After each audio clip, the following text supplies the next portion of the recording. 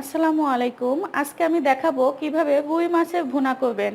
Specially কিভাবে ভুনাটা হবে সেটা আমি দেখাবো। তার জন্য কি কি উপকরণ লাগবে চলেন আমরা একটু পরিচিত হয়ে নিই।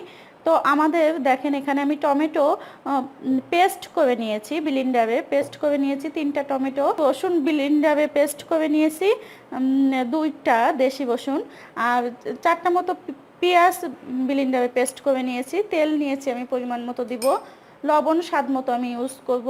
কাঁচামরিচ কেটে নিয়েছি আমি 8 থেকে 10টা, কিছু ধনিয়া পাতা কুচি করে নিয়েছি, শেষে দিয়ে দিব। এছাড়াও আমি হাফ চা চামচ মরিচের গুঁড়া, 1 চা চামচ জিরার গুঁড়া এবং 1.5 চা চামচ হলুদের গুঁড়া নিয়েছি। এই হচ্ছে আমাদের টোটাল উপকরণ। এখন আমরা কিভাবে রেসিপিটি করব সেটি স্টার্ট করব। তো প্রথমে আমরা ফ্রাই প্যানে তেল দিয়ে দিব। আমি অল্প পরিমাণ তেল ফ্রাই প্যানে প্রথমে দিয়ে দিব। অল্প পরিমাণে তেলটা দিয়ে দিলাম। দেওয়ার পর ফ্রাই প্যানটা একটু মাখায় নিয়ে তেলগুলো ফ্রাই প্যানে, এর মধ্যে আমরা কাঁচা মরিচ কুচিগুলো দিয়ে দিব।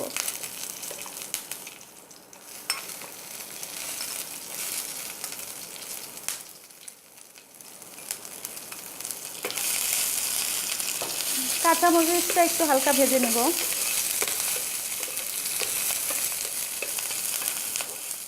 এর মধ্যে আমরা রসুনের পেস্ট,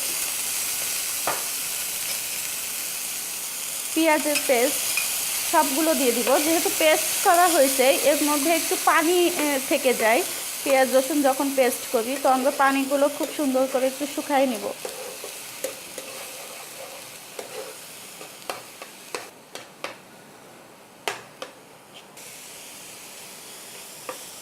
দেখেন আমাদের রসুন এবং পেঁয়াজের পানিটা শুকায় আসছে। এর মধ্যে আমি টমেটো যে পেস্ট করে রাখছিলাম সেই টমেটোগুলোও দিয়ে দিব। টমেটো পেস্টগুলো আমি ফ্রাই প্যানে দিয়ে দিলাম। এখন হচ্ছে আমি আবার একটু নেড়ে চেড়ে টমেটো পানিটাও শুকায় নেব।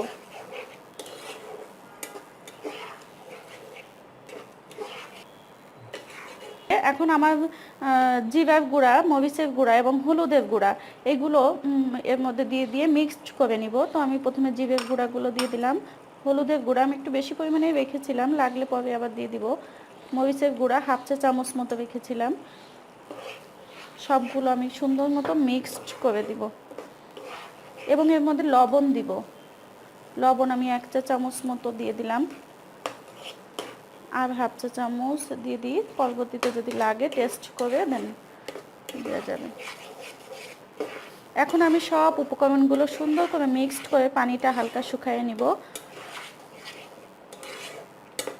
আপনারাও এভাবে সুন্দর করে মিক্সড করে পানিটা শুকিয়ে নেবেন।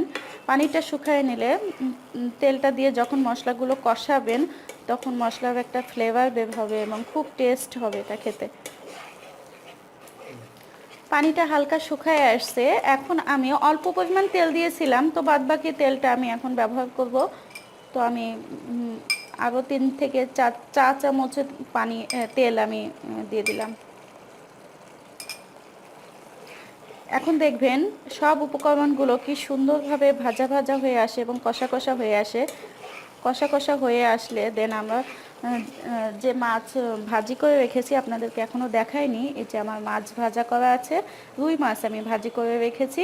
তো এই মাছগুলো আমার যখন মশলাটি খুব সুন্দরভাবে কষা কষা হয়ে আসবে তখন আমি এই মাছগুলো দিয়ে দিব এবং একটু হাফ কাপ মতো পানি আমি দিয়ে দিয়ে ঢেকে রাখবো কিছুক্ষণ। তারপরে আমার রেসিপিটি কমপ্লিট হয়ে যাবে।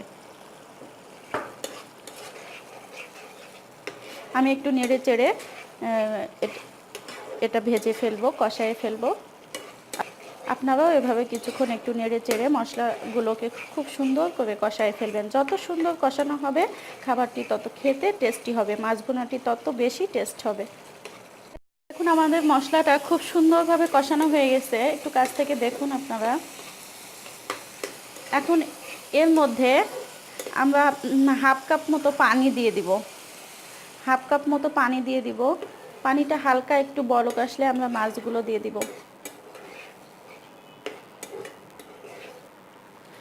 আমি প্রথমে হাফ কাপ মতো পানি দিয়েছিলাম, তাতে একটু ঝোলটা কম হয়ে গেছিলো। তার জন্য আমি পরবর্তীতে আবার একটু পানি বাড়িয়ে দিছি। তো আপনারা 300 মিলিলিটার মতো পানি এই মশলাটির মধ্যে দিয়ে দিবেন। এখন আমরা একে একে মাছগুলো সবই দিয়ে দিব। দেখেন আমার মশলার মিক্সটাকে বলক উঠে গেছে। তো এরকম যখন বলক উঠে যাবে তখন আপনারা একে একে মাছগুলো সব দিয়ে দিবেন। তো আমি এখন মাছগুলো সব দিয়ে দিই।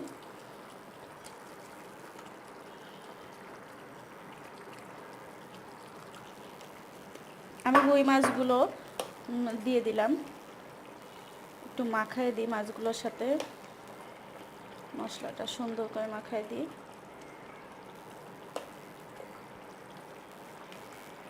এখন আমি ধনিয়া পাতা কুচিগুলো দিয়ে দিব। ধনিয়া পাতা কুচিগুলো সুন্দর করে ছড়ায় আপনারাও দিয়ে দিবেন আমার মতো করে। দিয়ে দিলাম সব ধনিয়া পাতাগুলো কুচি। তো এইভাবে ধনিয়া পাতাগুলো কুচি করে আপনারা দিয়ে কিছুক্ষণ 5 মিনিট মতো ঢেকে রাখবেন, যাতে মাছের মধ্যে মশলার মিশ্রণটি খুব সুন্দরভাবে ঢুকে যায় এবং মাছটা খুব সুন্দরভাবে ভুনা হয় এবং মাছটা খেতেও টেস্টি হয়। তো এইভাবে আমি একটু মাখায়ে ঢেকে দিব। 4 থেকে 5 মিনিট মতো ঢাকা অবস্থায় থাকবে।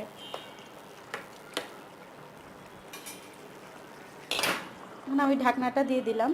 4 থেকে 5 মিনিট ঢাকনা দেওয়া অবস্থায় থাকবে। তো আমরা অপেক্ষা করি 4 থেকে 5 মিনিট। এখন আমি ঢাকনাটি উঠাই দেখি কি অবস্থা। দেখুন আমাদের মাছটা রান্না করা হয়ে গেছে। আপনারা দেখতেই পাচ্ছেন কি সুন্দর ভুনা হয়েছে, সুন্দর একটা কালার আসছে। তো আপনারা মশলাগুলো ইউজ করবেন কালার আপনাদের যার যেভাবে কালার পছন্দ। তো আমি যে পরিমাণে ইউজ করেছি এই পরিমাণে যদি ইউজ করেন এরকম সুন্দর একটা কালার অবশ্যই আপনারা পাবেন। দেখেন আমার মাছটা ভুনা হয়ে গেছে। এখন আমি এটিকে নামিয়ে পরিবেশন করব। এখন আমি মাছগুলো নামায়ে পরিবেশন করব। আমার ভুনাটি কমপ্লিট হয়ে গেছিলো, সেটি আমি নামায়ে ফেলছি। এখন আমি একটু হালকা জিরার গুঁড়া, ভাজা জিরার গুঁড়া যেটিকে আমি গুঁড়া করে রাখছিলাম সেটি একটু ছড়িয়ে এটাকে পরিবেশন করে ফেললাম। তো আপনারা দেখেন খুব সুন্দরভাবে আমার মাছটা পরিবেশন করা হয়ে গেল। আপনারা দেখেন এভাবে আপনারা মাছটা কমপ্লিট করতে পারেন, মাছ ভুনাটা কমপ্লিট করে পরিবেশন করতে পারেন এবং সপরিবারে এরকম সুন্দর সুন্দর মাছের ভুনা রেসিপি, আপনারা যে কোনো টাইপের মাছের ভুনা রেসিপি খেতে পারেন একই সিস্টেমে।